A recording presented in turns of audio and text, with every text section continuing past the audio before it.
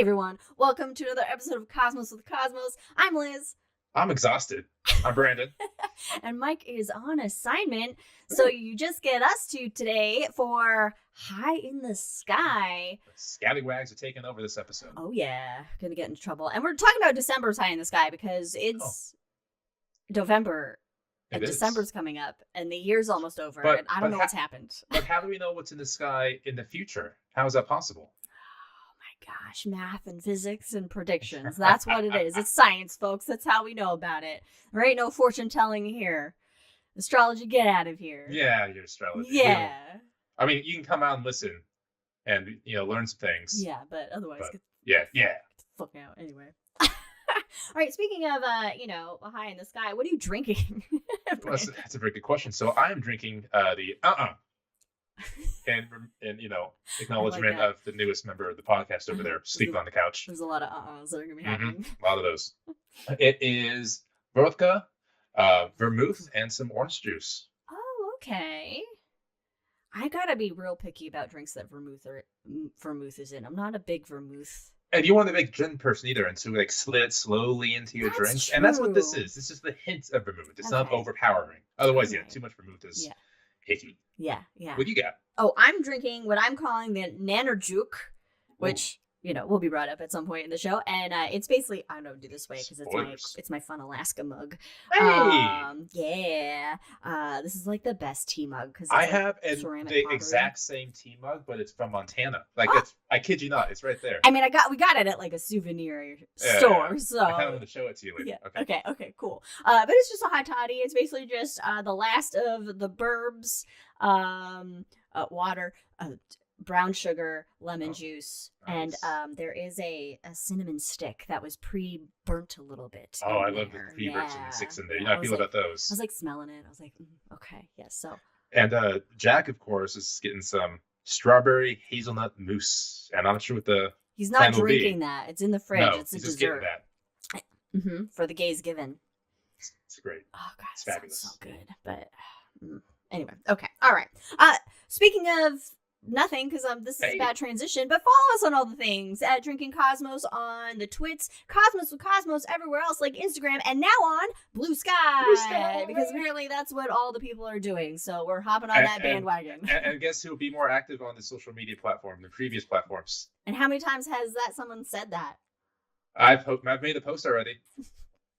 Did you? Okay. I did. I gotta look at it. I'm so bad at checking social media. Like, I'm bad at social media, but I at least do it for the pod for the most part, I think. Anyway, Katie is going to be having a peach sparkling water soon.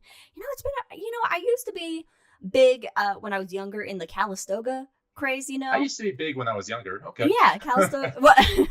No, the Calistoga sparkling waters. Like, was that a thing in your area where you were growing up? No, sparkling water is sewage water to me. It tastes like terribleness. Yeah, I'm not a big. It's like that scene in Ted Lasso when he drinks the tea and spits it out. That's me when I have this sparkling water. Yeah. Yeah. I could not. I could leave it. Anyway. Of course, on our social medias, like us, rate us, share us, do all the things that you do if you like this stuff that content creators make on the internet. I don't know what we're doing. We're adults that don't know how to use technology anymore. We're getting up there. We're old now. We're old people talking to the youth. We're fire. We lit. Gucci. That's still a thing? Gucci? No, I think you're about 10 years too late for. Yeah, I was like 6 or 7. And then of course, check out some of our friends of the pod. Katie's art, Wildixia, Wildixia on Etsy. She's got some cool shit. Mr. Ron Proctor, MrProctorShow.com. You can find him on the socials as well. He does some really cool stuff. And our buddy Jack in Council Bluffs, Iowa, with the Rolling Bluffs Planetarium. If you're in that neck of the woods where they have a lot of corn. Do they have a lot of corn there, Jack? Check him out and his planetarium. And of course, visit your local planetarium wherever you live and support them and their non-profitedness. I'm so excited. I wish I was in Arizona now because the Lowell Observatory up in Flagstaff is opening this huge new discovery center with like just all these exhibits and like kind of a planetarium. It's like a planetarium, but like it's not like a full dome. Is or it like the something. outdoor It's planetarium like thing they were talking about? No, it's like I don't know, but I don't know. It looks amazing. So I will have to look that up. yeah, check it out if you're in Flagstaff because it's amazing. Plus, you can see where Pluto was discovered. Pluto. And of course, we have some shot-sized episodes for you called The Shot. You can check those out every other Wednesday. Which when you said, hi, welcome to Cosmos, I was totally expecting to say The Shot. The Shot. That, but it didn't come. This is a normal episode. This is a long episode, not a short episode. But we just had a shot come out on the Isinga Planetarium. So you can check that out now, and the next one will be out in a couple weeks. So if you like a bit more short form content, then the shots are for you. But if you're watching this show, we do have some rules. If you hear any dogs barking, which Jack, because Mike's on assignment, Jack has been a little extra barky at any noise he sees. So, he might actually start barking today. And I have a meth raccoon, so anything goes. Yeah, but Brandon's background noise canceling is really good. So I don't know. Maybe I need to turn on my settings, really go what my settings are. But anyway, if we make any Star Wars references or Lord of the Rings references, because we're nerds, also take a drink to that. Okay. But meanwhile, sure. Are you ready to get high in the sky? I am always ready to get high in the sky. Hell yeah! Then let's go to the December night sky. Logo music. Woo. Hey, that's all that is. Look at that That's segue. what that is. I like Look at us that. doing things. Of course, we like to highlight a constellation, and I feel like we might have highlighted this constellation before, but I was too lazy to go back through. We have? I was too lazy to go back through and check. So, Taurus the Bull is the constellation highlight. I mean, it's a really good, like, wintertime constellation. It's bright. It's easy to spot. The great tuning fork in the sky. Yeah, we focus on some like kind of minor ones or ones that are like they're kind of dim. They're not really like obvious in the sky. And Taurus is a very obvious one. So we like Taurus. It's large and bright. It's right next to Orion. If you can find Orion, which is pretty damn easy to find Orion. Taurus is basically to like the right, the east, no, the west of Orion. The west of Orion. Because the puppies are on the left. Yes, okay. That's why I'm like trying to like picture it in my head. And you'll look for you'll see this V shape of stars that really stands out. And that is the face of the bull. And then a little bit to the west of that is like a little mini tiny itty bitty looking dipper. Itty bitty dipper. Bitty dipper, and that is the Pleiades, and we'll talk about that in a second. It's funny, we call it an itty bitty dipper, but it's like light years and light years ago. I know. And it's not itty bitty at all, but from our perspective here on Earth, it is. And I can say, I think I can speak for all of us, Brandon, all of us, when I can say we love the Pleiades, and it's one of our favorite night sky objects. It is very good to us. Yes, it is. So, we'll talk about it in a second. But first, more. The main star of Taurus the Bull, Aldebaran. Arabic name, which you can check out our episode on how the universe gets its names for shit out now on the things that you listen to things on or watch the things on.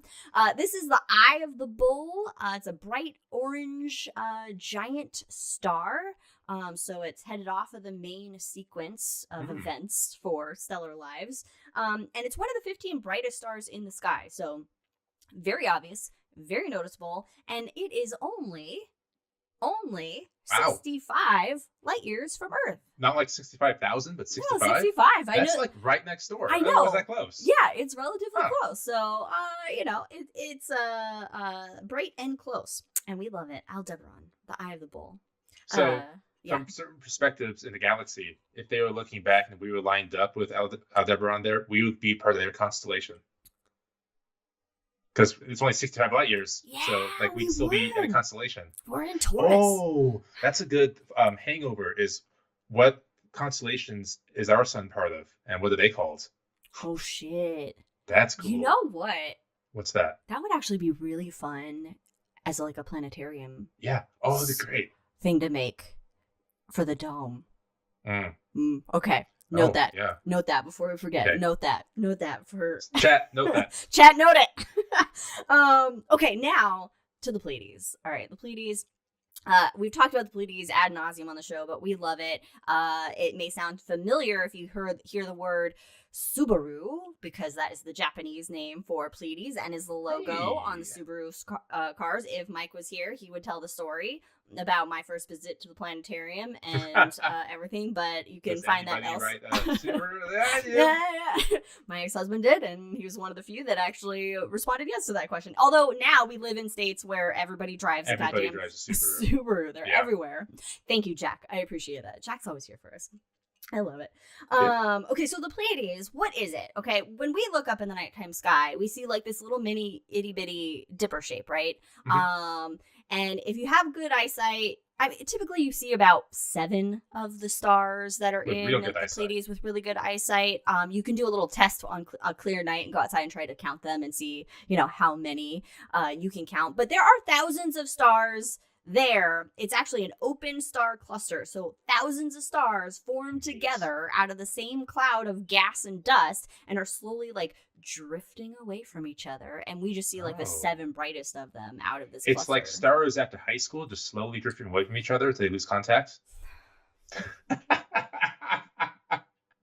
Blowfish, I love you. Anyway, Blowfish is not watching this, but anyway, I love Blowfish. Anyway, it's a good friend of mine from high school. That is very true. It's very, you think you'll be like lifelong friends, and it's like, but although I do have some of those friends where it's like, if then we do like talk to each other again, it's like that, I love you, I miss you. But I'm just really bad. I'm really bad at keeping in touch. Let's hope that none of these stars get back in touch with each other. No, that would be, because that'd be scary. That would be it'd be cool as shit. Physics would have broken, or something fucked up would have happened if these stars start coming back together, right? Because they're drifting apart, so you know how to have a force that brings them back together. So let's have them keep going away. In fact, this star cluster is about 440 light years away from Earth. So also not too far away. Not too far. A good distance, but not too far. But it's not the only star cluster in Taurus the Bull. Remember the V, the face of Taurus the Bull? Do. That is actually also a star cluster called the Hyades. Hyades. I don't know if I'm saying that. I don't know how you pronounce anything in space, but this is how I say it, and I'm going to stick with it. Typically in space, you can't pronounce anything. In space, no one can hear you enunciate. Drink to that. I appreciate that so much. The Hyades. Now, okay, Aldebaran looks like it's a part of the Hyades, but it is not. It is much closer to us than the Hyades star cluster. The Hyades is 100 stars, so not as big of an open star cluster as the Pleiades, and it's only 153 light years away. So closer to the Pleiades, but Aldebaran, again, not part of the Hyades. It's closer. It just looks like it's part of the Hyades. And it's actually named after a group of a group of Greek nymphs. It's like a tongue twister. The daughters of Atlas and Athena, who are associated with rain. And so Hyades means rainers, and it indicated when that there would be rainy weather beginning when it rose with the sun. Cool. So, and of course, as we've talked about, the night sky for ancient cultures has been used to, tell time and keep track of seasons and all that good staying alive in the ancient world kind of stuff before modern clocks and whatnot. By the way, I would like to thank Brandon for a book recommendation he gave me. The book is called Circe. You're reading it? Oh, I'm done with it. I finished it. Oh my God. I love it. I loved it so much. It was so good. So it's like a take on, it's basically like the Odyssey, which has Odysseus. He meets the witch Circe in the Odyssey, but this book is like from her perspective and kind of her background, like and her experience. Life. Yeah, her going life. From the halls of the gods, the island, to Odysseus, and afterwards, it's phenomenal. Fantastic. It's fantastic. I've started looking at books that are like similar to Circe and whatever that I can read, because Cosmos with Cosmos stamp of approval. Yes, Circe by Madeline Miller.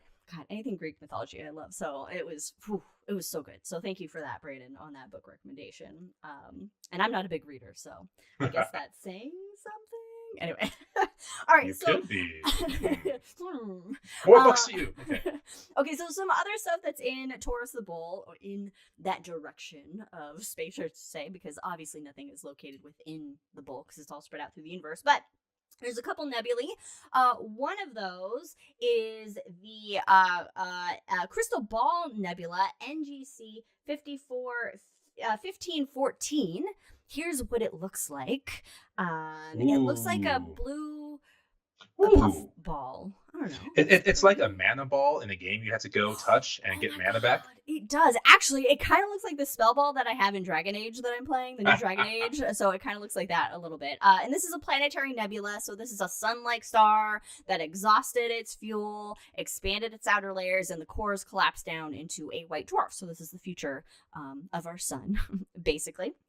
But there's a much more famous nebula located in the Taurus the Bull constellation, and that is the Crab Nebula. This is a supernova remnant, also known as M1 or Messier 1. It's the first of Messier's catalog. And it's a type 2 supernova remnant, so it's a big bada boomer. Big explosion happened here, and it was actually seen from Earth July 4th, 1054.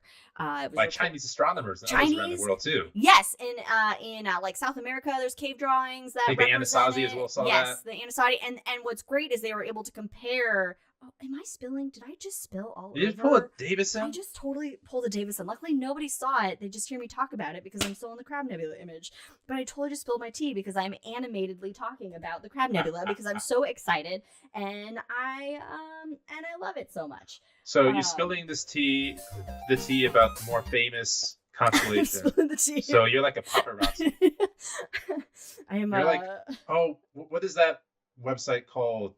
You're like TMZ for space. I'm TMZ spilling for space. The tea on the famous nebula. On this famous nebula. Oh my gosh. Anyway, okay. So supernova remnant, big bada boom, people around the world side. It's awesome. And that image was from the James Webb Space Telescope. So the Hubble image of it is gorgeous. I mean, all the images of it are gorgeous. So, and of course, you need I love them all equally. I love them all. I know. I didn't write down the distance for either of these nebulae. 1,040. It's 1,044 light years away. I guarantee it. I need to look this up. I don't. It's not the date it was discovered. Light years away. Oh, okay. Brandon's gonna look it up. I'm looking it up. He's gonna look it up. Okay, we'll get. I feel pretty. Oh fuck! I was way off. Well, how far away is it? I was off. Just don't worry about it. Don't look it up. No, but people want to know. Oh, sorry. So the Orion Nebula is 1,344 light years away. The Crab Nebula is over 6,000 light years away. Over 6,000. Okay, so it's much. I got excited and my memory failed me. It's fine. You know what? The distances and like it's all relative. It's like with the planets. It's like I don't remember the rotation rates of all of them. I mean, these are easily Googleable facts that I don't have room in my brain anymore for all these minor facts. Big concepts. I gotta keep. I'm getting older. I can't remember all the things. Okay, mythology. Right? We got the space and the science stuff in Taurus. Of course, the constellations come with a mythological background to them, which is always fun to go through. And this is Taurus. I didn't know this. Maybe I missed this last time we looked this up, but it's actually a very old constellation. Possibly observations of it. I mean, obviously people throughout all of human history and our evolution of our eyesight and shit, they've seen the constellations, whatever. But like recognition of Taurus goes back possibly to the Stone Ages. Like very old Stone Ages. The Chalcolithic or Upper Paleolithic ages. And some of the reasoning for this is that in the very famous French caves, the Lascaux cave paintings, there's possible representation of Taurus the bull. And there's I guess this cave is known for like all these bull cave paintings. I think there's like a Werner Herzog documentary on that, I want to say. Okay, probably. Yeah. But apparently that they're thinking that Taurus is actually featured in these cave paintings. So very old recognition of Taurus the bull. For the Babylonians, it was known as the bull of heaven. Ooh. And it's mentioned in the Epic of Gilgamesh, where apparently Ishtar sent this bull after Gilgamesh because Gilgamesh spurned her advances. Well, Hey, good for hashtag her. feminism. And Enkidu, Gilgamesh's best buddy, he tears off the bull's leg and throws it into the sky. And the bull's leg then actually becomes what we know of today as Ursa Major and Ursa Minor, the big and little bears, which those are the bears are the Greek things. Is this why in like all the constellation art I've seen a Taurus and never has legs? Oh, maybe, yeah, because Enkidu ripped them the fuck off, Yeah. protecting his buddy, which is nice. I mean, that's a nice demonstration of friendship. Yeah. Don't they he ends up killing Enkidu in the Gilgamesh I tales, right? can't remember. It's been a few remember. thousand years. I remember it being like sad. It's also though identified with Inanna, the Sumerian goddess of sexual love, fertility, and of course warfare. Of course, all those things. All fair is love and war. So goes together. The Egyptians. They saw it also as a sacred bull associated with the renewal of life in spring, because the sun would be in Taurus as spring came around during that time period. So that's what they associated with. The Greeks, of course, many stories with the Greeks. The Greeks just are all over the place with their shit. And it typically involves Zeus. So one of them is like Zeus. He turned into a bull to abduct Europa to obviously rape her.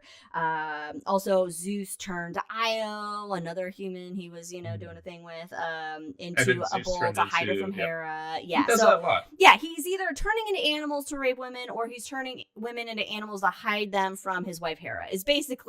That is Zeus's MO to a T in most the Greek myths that involve Zeus. But there is another one. The third one is that it's the Cretan bull from the labors of Heracles, or Hercules, as more commonly known. Well, Heracles. And this one I thought was interesting because we don't talk a lot about like the Inuit and how they view the night skies. And the Inuit see Taurus as Sakiatiat. That's apologies. And the Hyades is Nanerjuk. And what does that mean? The spirit of the bear. Oh, that's fucking cool. Yeah. The polar bear. The polar bear. So, even though it's cold, I feel like it's a warming thing. That's why I wanted to name my drink. I'd like that. And so Aldebaran represents the bear, and the remainder of the stars in the Hyades are like dogs holding the beast that day. So I thought that was fun. That was interesting. That was something finally that wasn't a bull for Taurus, basically. Everybody saw a bull, but the Inuit were like, fuck that shit. We're going to think for ourselves. They're like, what's a bull? Exactly. That's true. They wouldn't have bulls. They wouldn't have that. They wouldn't have that species That's one of the three animals we know up there. Yeah, the polar bear is specific to their culture, their area, so that makes total sense. I wonder if there was some culture down south that had like a penguin constellation. And who lives way down south in Antarctica for a like in the southern tip of Argentina, you get some penguins. Okay. So I don't know. It's possible. Would that be like a Mesoamerican? Something like that. Culture? I don't know. Okay, well, something to look into. Ponder. Yeah. Yeah. Anyway. I know a planetarium that's really into Mesoamerican archaeoastronomy up in New York that maybe would have an answer to that. Anyway, okay. The rest of the sky. Obviously, the sky isn't just Taurus the Bull. That's just our constellation highlight for today. But the December night sky, we got some planets that are going to be up and visible as long as, it's clear and not cloudy and snowing and raining and all that kind of thing that winter tends to bring. But Mercury, even though it's typically a sneaky little bugger, if Mercury was like a RPG class, it would be a rogue. Because it's always like hiding. A ranger? No, it's a rogue because it's like hiding in the sun's glare, waiting to and that also makes sense for the mythology behind it as well. I think I'm good with rogue. You're good with rogue? Okay, all right. So up next in the Hangover, after we do the constellations, I want to class all the planets. Class all the planets? All right, class all the planets. Chat, write that down. That's what we're doing. That's what I'm going to remember. So after December 5th, Mercury is actually, it's going to be the better time to see Mercury. It's going to be approaching its greatest western elongation, which means it's the farthest It is from the sun. It'll be 22 degrees far from the sun, apart from the sun in the sky. So what, your fist is 10 degrees? Is your fist 5 degrees or 10 degrees? I think it's 10 10 degrees? Yeah. So It's about 15. 2. We're bad. Two and a finger, People. maybe? Two fists and a finger away. It's like one sun. ink of bink. Ink of bink. And actually, the very best time to see Mercury, low in the eastern horizon, is Christmas. Hey, Merry when Christmas. you're waking up early. Okay, Not Jack sleeping confirmed. Fist is 10. Your fist is 10 degrees. Excellent. My chat is way behind. Okay. Oh well, we have is it? Okay. Well, I don't know. That's fine. It'll be low in the eastern sky before sunrise, so that is the best time to see Mercury. Venus. It'll be visible all month long, about 4 hours after sunset. And it's very bright, so it'll be easy to spot. Mars rises late in the evening, and it'll be brightening over the next few months as it gets closer to the Earth in its orbit. So we are getting a little bit closer, not in like a collision kind of. We have stable orbits, people. The planets are in stable orbits. That's also a password you would tell to a guy behind the door to let you in. Mars rises late evening. That is. Oh, I like that. So you can find Mars. Jupes. Jupes.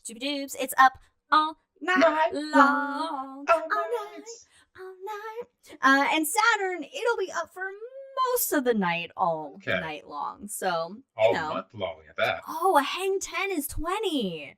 Oh. Hey, hang 10, 20. Hang loose. Hey. Hang 10, hang 20. Nice. I like this. Hang 20. I'm going to say hang 20 now. From now, because I do this all the time as a server. I know, that's totally what I do. All right, so those are the planets that are going to be visible in December, obviously weather and clouds permitting. There are a few celestial events that will be coming up. Buy your tickets now. Yeah, get them while they're hot. Pre-sale. Going on now. December 7th, Jupes at opposition. So that means it's closest point in its orbit to the Earth and the brightest in our nighttime sky. Nice. December 15th will be a full moon, which is known as the cold moon. Okay. Did you make that up, or is that real? No, it's the cold moon because winters get dark and it gets cold.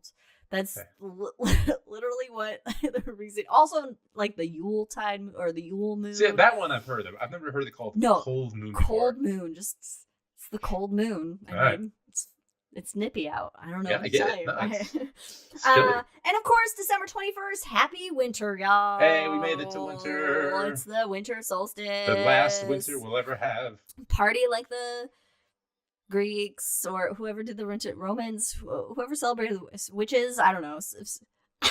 Celebrate like witches. Celebrate like witches. Yeah, break out that eggnog. Winter has arrived finally. And of course, meteor shower watch. Our last meteor shower of 2024. Boop boop boop boop boop. Meteor shower watch. Are you gonna make a comment on me writing y'all in the notes? No, but I did change the name of winter. Oh. Did I?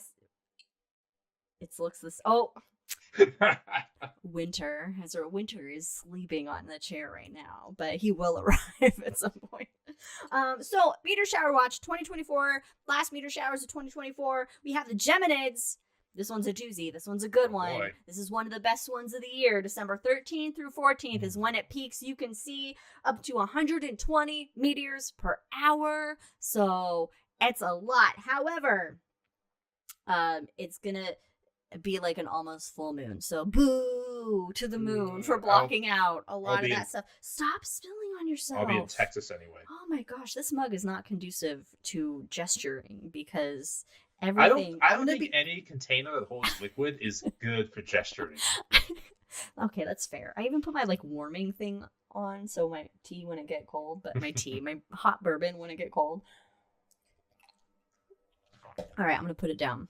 Okay. So I can gesture. All right. And the what am I on? The Geminids. They look like they're originating from the constellation of Gemini, which is why they're called the Geminids. That's the radium point. But it's best when you go outside just to kind of look up and not try to focus on a specific point, and you can see them zip overhead. And these ones typically Meteor showers are like dust grains from passing through the tail of a comet, but this is actually debris left behind by an asteroid, asteroid 3200 Phaethon. Cool. Thanks, Phaethon, for your debris. Thanks for your poop trail. your rocky poop trail. But it's not the only meteor shower. There's a minor meteor shower towards the end of December. The Ursids, which it peaks December 21st through 22nd. About 5 to 10 meters per hour, so nothing too fancy, you know. And it's also going to be like a waning gibbous moon, which is still means the moon's still going to be fairly bright. So, you know, but hey, if it's clear and you got nothing to do and you get some hot cocoa or a hot toddy or something, yeah, go get high in the sky. Yeah, go get high in the sky, or yeah. Hey, that's the name of this show. I know, which is ironic that we're drinking things. Is it? Yeah, well, you know. Anyway, okay, I'm back to drinking now. Okay, same. All right. Astronomy news. We've covered the night sky. Those are the main things that are happening in the night sky. You know, there's a lot of things that are in the night sky because the night sky, if you think about the night sky, when you look up at the night sky, that's the entire universe that you're looking at. Except yourself. You have to look inward for the rest of the universe. Yes. The rest of it is inside you. That is the third dimension right there. Is inside yourself. That's the multiverse. So astronomy news. For astronomy news, here's what I typically do for astronomy news: is I Google astronomy news, and then I find the stories that seem like the most interesting to me, or you know, whatever. So that's what the rationale is behind how you find the news. Yeah, that's how you find the news. So okay.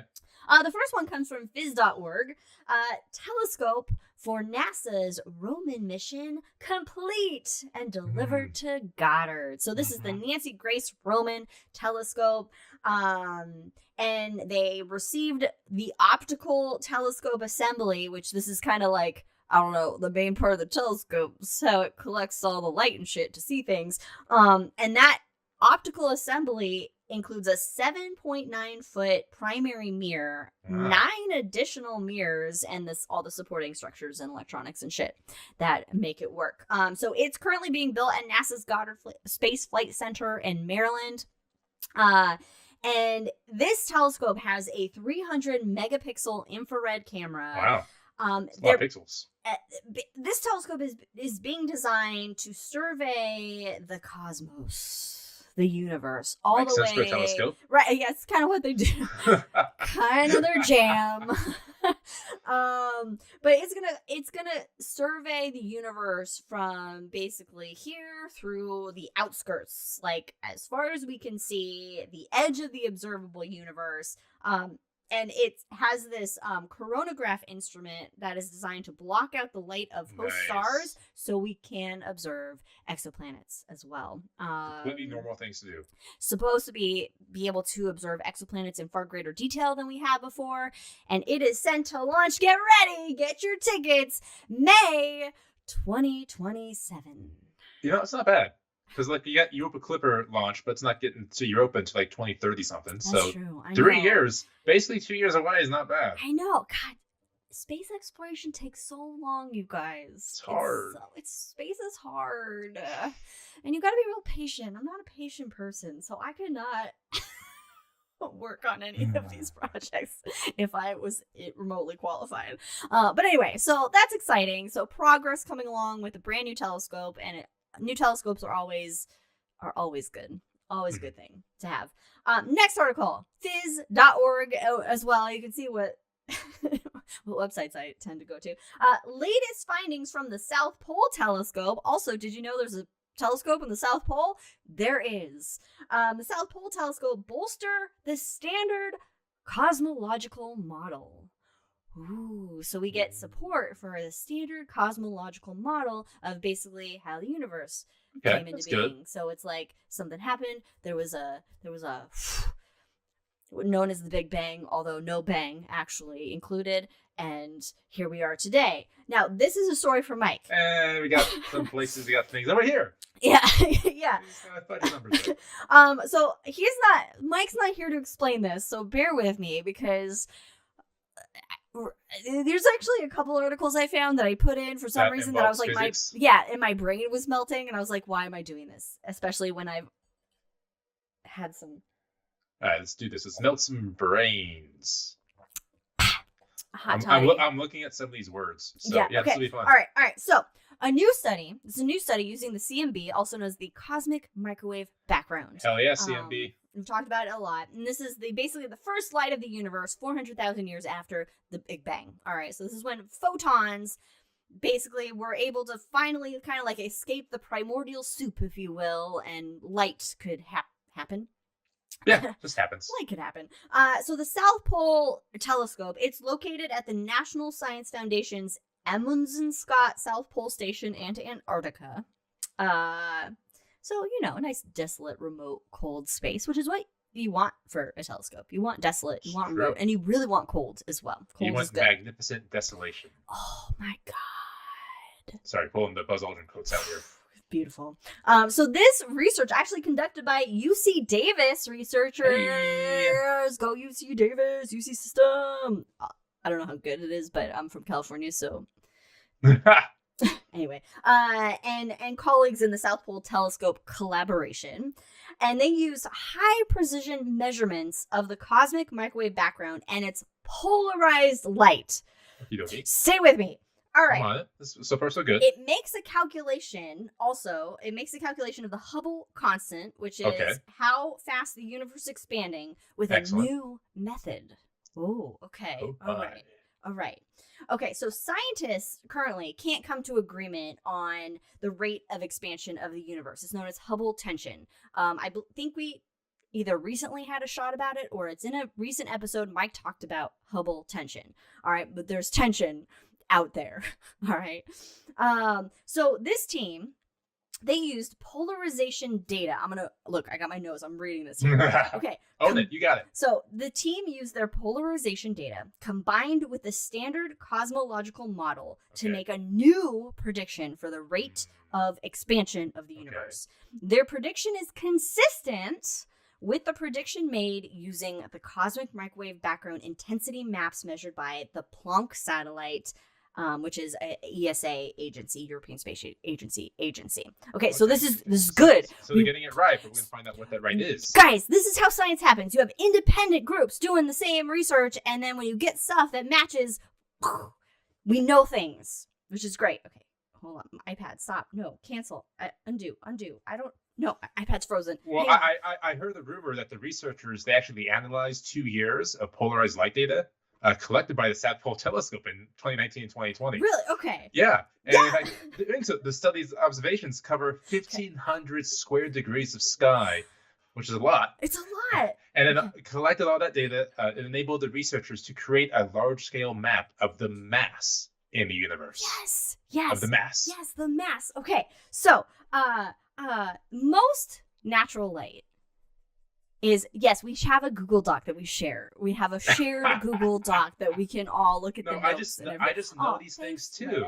Leia just bumped the whole table that the camera's on. Anyway, so most natural light is polarized, but when light is reflected, it can become, most natural light is unpolarized, but when light is reflected, it can become polarized, meaning the light oscillates in preferred directions. Okay.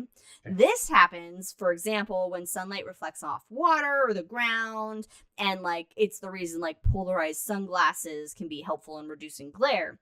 This also happens as the cosmic microwave background photons underwent their final scattering events in the primordial plasma. Direct quote taken from the phys.org article, obviously. So they are measuring each location in our sky map to the degree which it's polarized and the orientation of polarization. So they're getting into the nitty-gritty details of this polarized light. Is it the same as the Earth's albedo? This is why Mike needs to be here. I don't quite... No, I don't... I'm going to say no, but I don't know. I don't know the answer to your question, Elizabeth. That question... Anyway. Okay. So, quote, We have a largely coherent, detailed, and successful model describing these 14 billion years of evolution, said Lloyd Knox, the Michael and Esther Vida Endowed Chair in Cosmology and Astrophysics at UC Davis and one of the study's co-authors. But we don't know what actually happens, what actually generated the initial departures from complete homogeneity. God, I was really just trying to be confident with that word. That eventually led to all the structures in the universe, including ourselves. Okay, so they basically have a model of the early solar system and how and what was happening, but we still don't know what essentially started it all. But what was so if we go back, Mike's awake from India at like 3 in the morning. Go to sleep, Mike. So okay, off the oceans, probably not for land, generally not polars. Answer Elizabeth's question: is it the same as Earth's albedo? Homogeneity. Thank you. But you can imagine that if light reflects off clouds as well, and that's water. Yes. And Earth is mostly covered by clouds at any given point. So maybe I don't know. Yeah. It shifts. Yeah. So, but question for Liz. Yeah. Uh-oh. So this team made a prediction for the rate of expansion, but nowhere in these notes is that rate of expansion listed. Well, it aligns with the right. It aligns with the data that they're seeing. It aligns with the where was it? Where was it? It goes with the one method, the constant method. It's consistent with whatever the prediction is that was made by the CMV intensity maps. So that prediction, which it didn't write down, but that prediction of the rate of the universe that is with the CMV intensity maps, that's the one it corresponds with. Versus there's another method which Mike talks about in another episode as well, or a shot episode, like because there's like 2 methods of this Hubble where the Hubble tension goes. 2 methods of kind of figuring out the Hubble constant, and one has to do with like analyzing supernovae, I believe, and so it's more consistent with the other method than the analyzation of supernovae. That fucks a lot of things up, though. Oh, Mike just said it. It aligns with the other CMV methods, but isn't aligned with the supernova method. Oh, wow. That messes a lot of things up. That's exciting. Oh, the tension is still there, guys. The tension is always still there. Let's be real. Okay. All right, what's up next? There's always tension. All right, next story. Also, Science Be Wild. Okay, so phys.org. There are some articles not from phys.org, I'll just say that. But long sought measurement of exotic beta decay in thallium. This is the other article that I'm like, what the fuck is happening? Helps us extract the timescale of the sun's birth. I'm sorry. Exotic beta decay is the name of a strip club on Risa. And that is not a Star Wars reference. We don't have to drink to that. Also, like a prog rock band name. Oh, yeah. Okay. And their songs go as long as it takes for the exotic beta to decay, which is like very long, hundreds of years. Very long. This is just to get you. Eventually, you got to switch songs. Okay, so we all know, or it is known, that our son found. Oh, we have to drink. We have to drink to that. Why? We're drinking to that. Why? All right. Well, because Elizabeth said so. Because Elizabeth said so. Right, I'm running real low. And whenever Elizabeth says anything, you do it. I respect that. Okay, so the sun formed out of a cloud of gas and dust, the stellar nursery, as we call it. A stellar nursery, a planet, it formed out of a cloud of gas and dust. But how long did it take to actually form in that stellar nursery? Okay, we don't. 42 stellar units. Exactly. Okay, but we don't really know how long that took. So, guys, when you name a kid Guy, or is it Guy? But Guy or Guy? Guy. Either way, Guy Leckenby, a doctoral student from Triumph. I didn't look with up an F. Says what that meant. And this is the first author of the publication. Okay, so there's a lot. I was reading this and I was like, there's so many things in here that I don't know how to talk about or explain. There's a lot of it's like elemental decay, elements are happening. I don't know. But basically, in a nutshell. Elementary. It is. In a nutshell, measurement of the bound state beta decay of fully ionized thallium ions at the experimental storage ring of GSI/FAIR. This is an accelerator, basically. It's part of an accelerator. That's what I was like, what is this? Shit. So a particle accelerator is doing some shit. Again, a lot of complicated things my brain can't handle. But the result is that our sun took about 10 to 20 million years to form. Okay. 10 to 20 million. I mean, seems respectable. Okay, before it was like the sun took like tens of millions of years. That was what it was before. I mean, technically 20 million is still tens of millions. Yes, but now we have like but now we have a more refined range. That's how science works. And that's how science, instead of going, it took a long time. Now you can be like, it took roughly this amount of time. So I think that's really cool that we have a more refined, I think it's really hot, time scale. It's fucking, I'll give that to you. God, I like puns way too much. Okay, next article from Durham University in Edinburgh. Oh, Edinburgh. Is that good? Like the Durham Bulls. No, Durham University. So, new model could calculate the possibility of intelligent life. Well, I'll tell you what. After this last week, that model just went down. Save it for the in memoriam or the hangover. Anyway, so I thought this was interesting. Again, another article I couldn't quite. I don't understand a lot of people.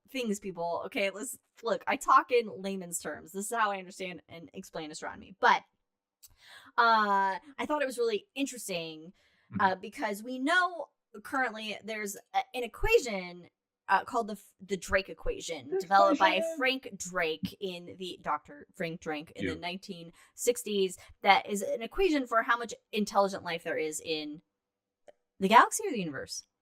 Galaxy. But okay. I appreciate how close you were to saying Furby right there. So the Drake equation, and I put this all out in the notes because I did want to say what the Drake, because I love the Drake equation. I love it. I do want a tattoo of the Drake equation. Then we both have a tattoo of something Frank Drake did. Yeah. Oh God, we just have so many matching tattoos. So the Drake equation is basically okay. It's like there's a lot of letters because high level math apparently doesn't use any numbers. It uses all letters or squiggly lines, as Mike loves. So, well, in fairness, these letters are just representation of numbers. That's it's a standard. Yes, I know. Like 6, I should have wrote out with the actual Drake equation like it was, but so basically there's a bunch of different parts to it that's all getting mathed together. So you have N, which is the number of civilizations in the Milky Way galaxy which communication might be possible. So this is the answer part. So N equals, yes, Brandon. Can you do this in the tune of that Frank Sinatra song? L is for the way you look at me. O is for observing the universe. Okay. Yes. Okay. Hold on 1 second. So it's N equals R star times I guess FP times NE times FL times FI times FC times L. So N is the number. No, I can't. It was close though. Okay, so it's the number of civilizations in the Milky Way that could be intelligent enough to communicate.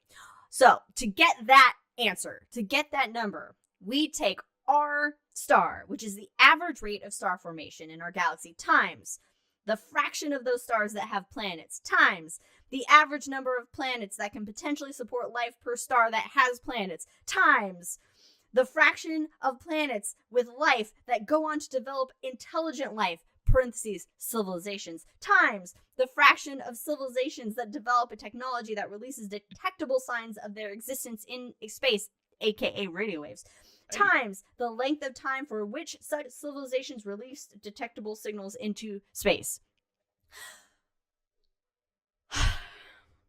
So it's basically saying you got to look at like the amount of stars in the galaxy, the amount that have exoplanets, the amount that could possibly then have life form on them that are in conditions where life can form as we know it. So like say planets that have liquid water on their surface and are in the habitable zone, for instance. And then that the possibility that, life could evolve to a point of, a thinking species, plus the chances of life then becoming a thinking species that can then utilize like radio waves, for example, that can send communications out. So that's what the Drake. The Jonathan Drake equation. That's what it does. So back to the original article, which is a new method for seeing how much intelligent life there could be in the universe, not just our galaxy. So researchers at Durham, the University of Edinburgh, and the Université of Geneva have produced a new model based on the conditions created by the acceleration of the universe's expansion and the amount of stars that form instead. Okay, so we're getting a big number. So it's like the rate of the Hubble tension, basically. Yeah, all comes back to Hubble. All comes back to Hubble. And the amount of stars that are forming in the universe's expansion. So what they did is they calculated the fraction of ordinary matter that converted into stars over the entire history of the universe for different dark matter densities.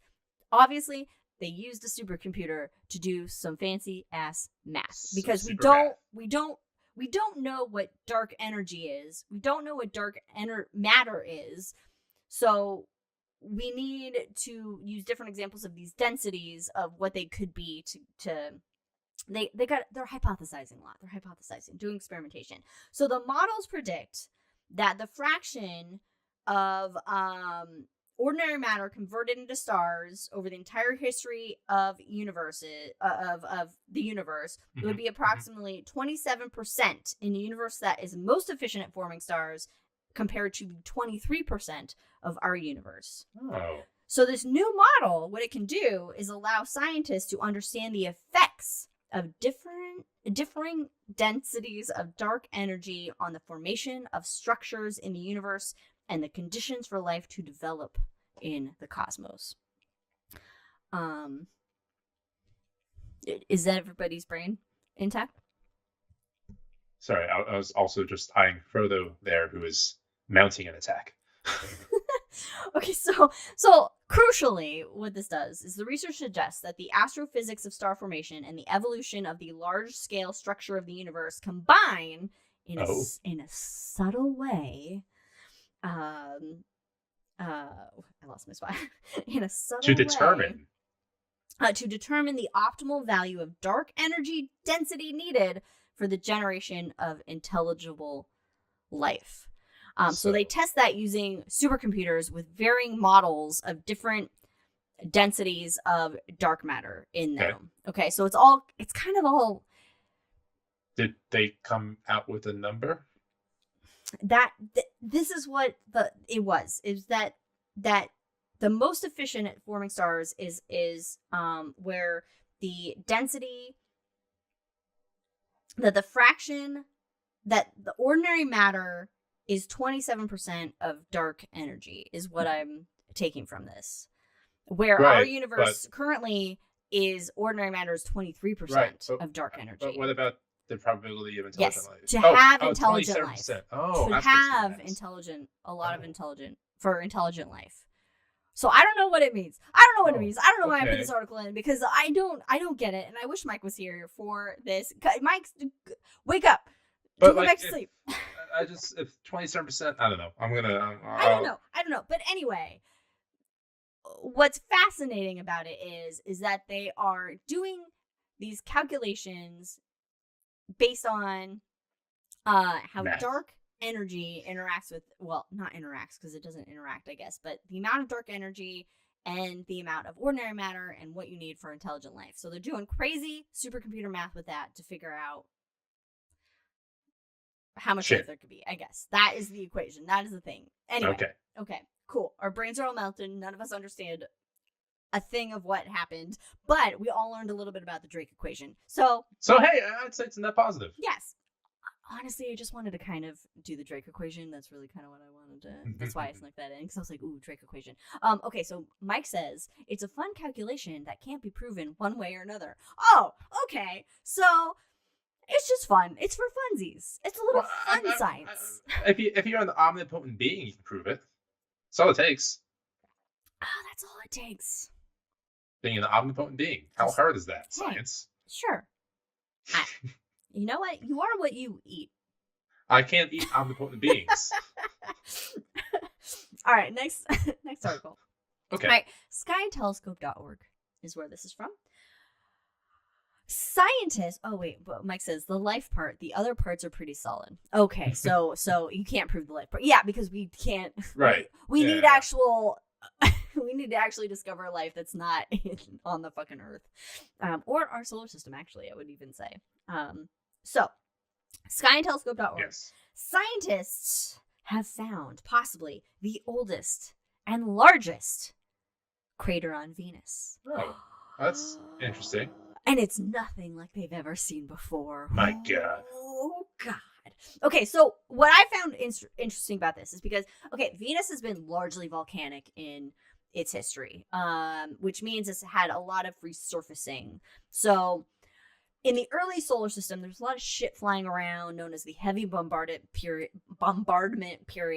Things were getting hit all over the place. Okay, planets were just getting impacted left and right by stuff, but we don't see a lot of evidence on this on Venus or really the Earth as well. Why is that? We've had a lot of resurfacing. Not only do we have an atmosphere, and Venus has a very fucking thick atmosphere, but we have volcanoes. On Earth specifically, we have liquid water. And these earthquakes and these geological processes, they basically they kind of erase. Yeah, it's like what a woman's foundation does over her face. It's that's very nice. It resurfaces it. And so Venus has had a lot of resurfacing. So seeing old impact craters is a little bit tricky. Also, seeing the surface of Venus is a little bit tricky because it has a very thick carbon dioxide atmosphere, which means we can only see Venus's surface through radar imaging. We need to send radio waves to ping the surface of Venus and bounce back, and then we can make a map of the surface of Venus. Neat. Which is really fun. So whenever you see an image online that's the surface of Venus and it's like all like orangey yellow and stuff, that is radar imaging. That's not like a visual light. Can't quite see through the clouds. Yeah, you can't quite see through them. So, detailed mapping of one of the oldest terrains on Venus has revealed a giant impact structure of a type that's never been before seen on a terrestrial planet. The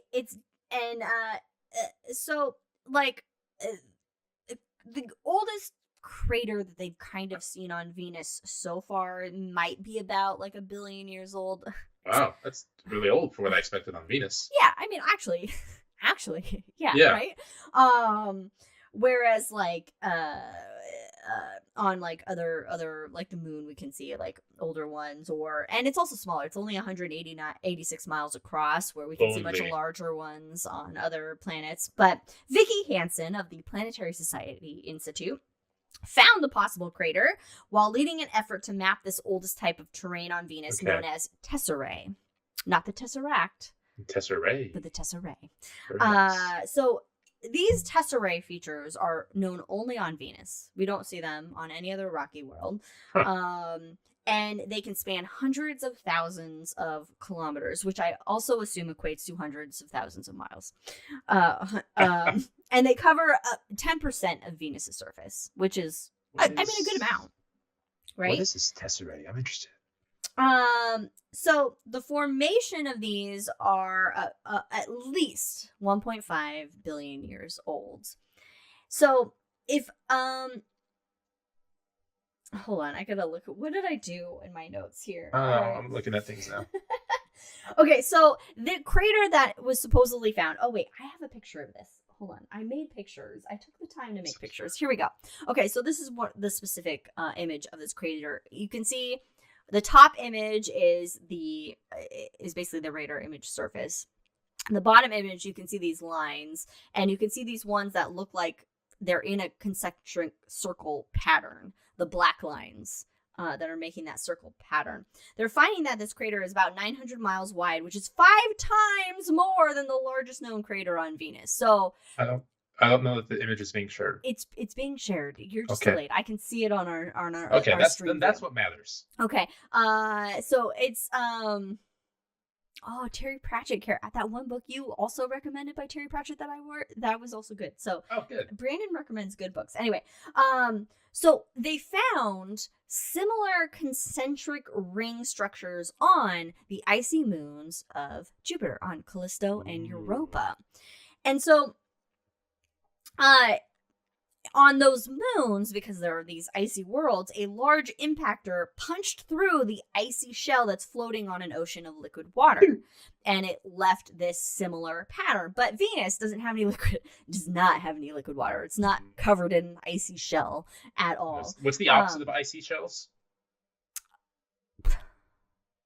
Flowing lavas? Hot shell? Fiery shell? shell? Sorry, that's a drink.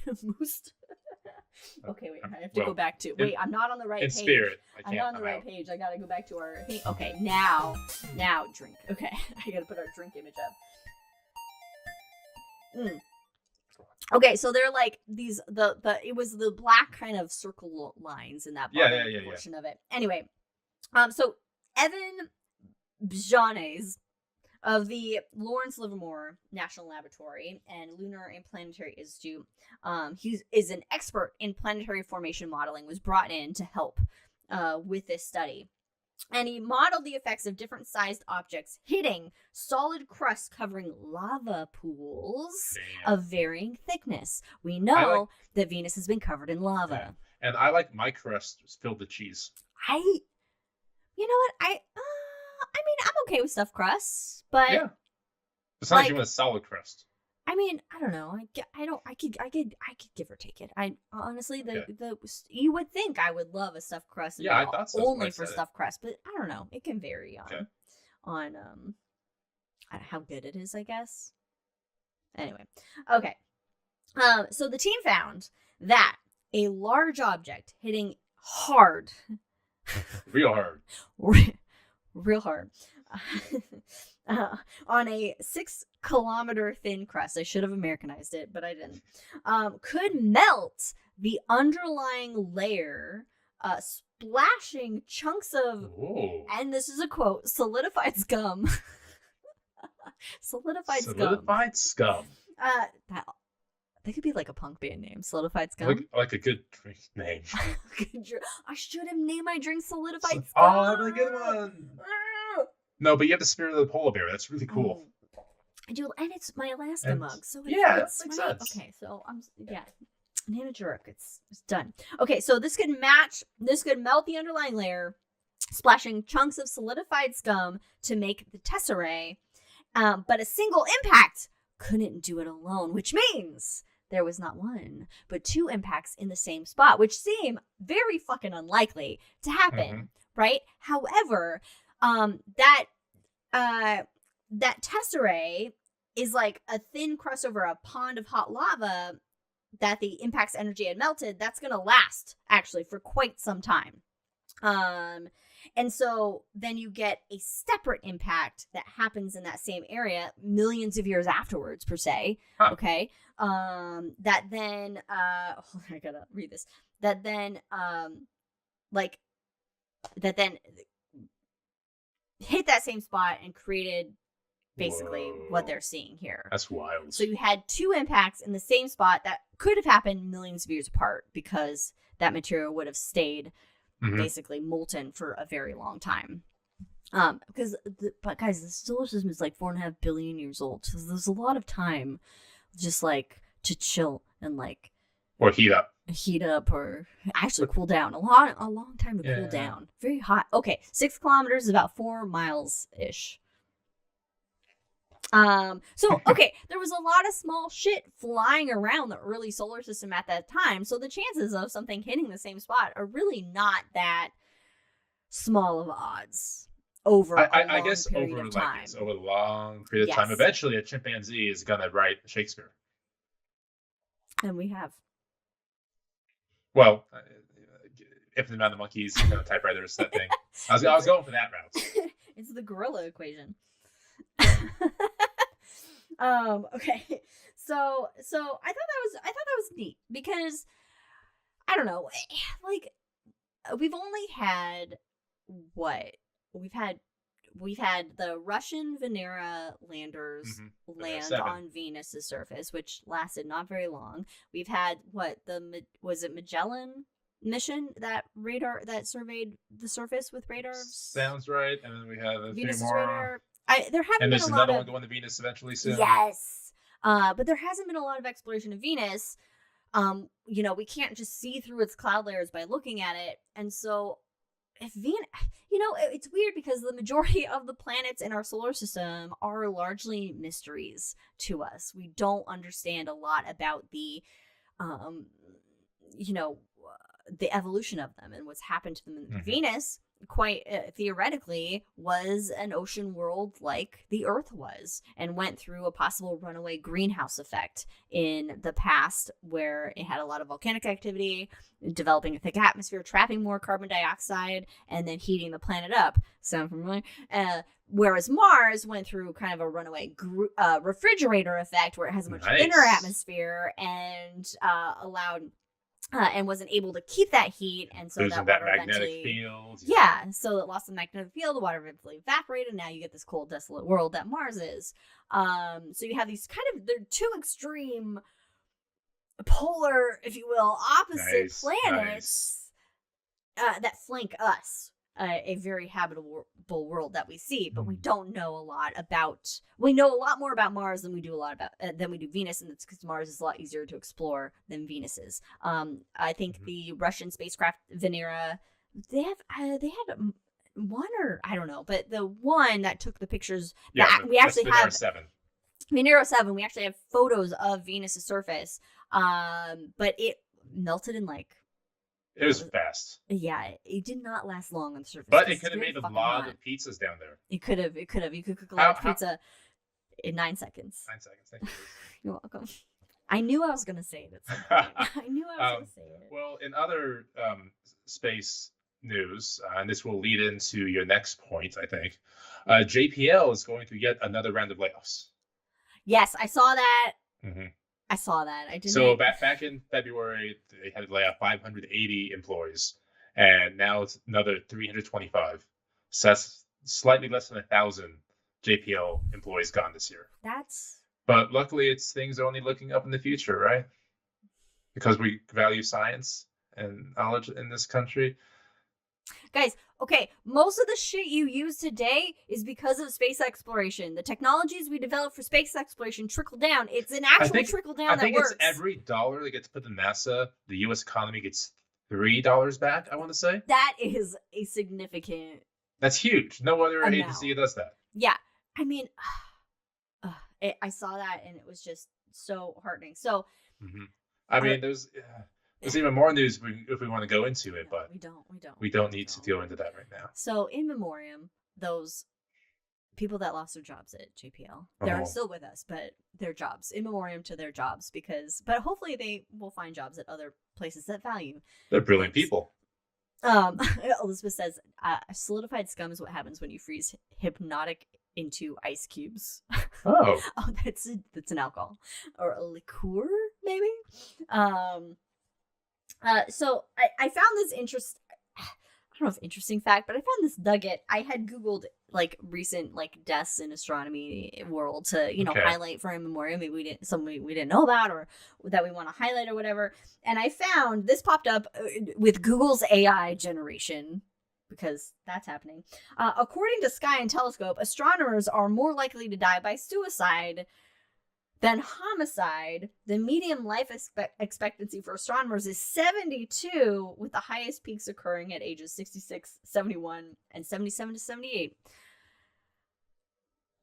Now, I don't want to put a damper on this. I know it's but wouldn't most demographics have a higher count of suicide than homicide? Because homicide is probably slightly more rare. Well, I mean, unless you're a school child in the U.S., but yeah, I just thought that was interesting. I never I don't know. So, hey, call or text 988 to the National Suicide Prevention Hotline if, you need some help, because obviously suicide is never good. So I just thought that was a weird fact. But in a lighter in memoriam, cheers to the death of the Democratic Republic of the United States of America. Hey. I need more drink.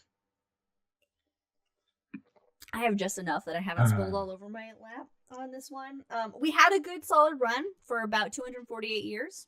Yeah. Really can't. I mean, we had some ups and downs for sure. I knew. Some bright moments. We walked on the moon.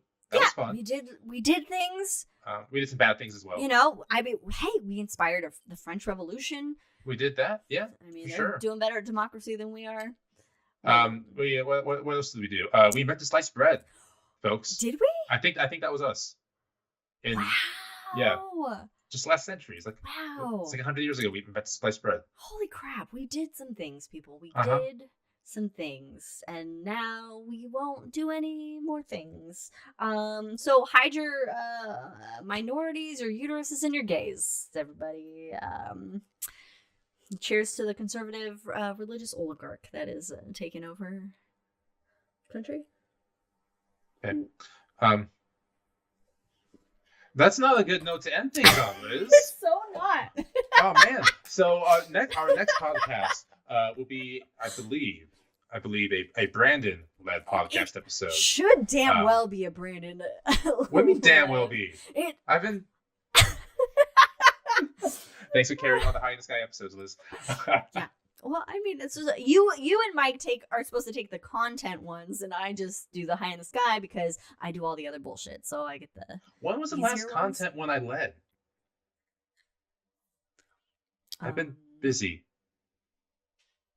I know. Kevin, but now you get to do one now in 2 weeks. We don't know what it is. I have an idea, but I don't know if that's the year we're sticking with. I'm gonna think about it for like 2 days. Okay. And go in hard with the books and learning things. Okay. Well, we got time. We got 2 weeks to figure it out. So I'm excited to see what you come up with.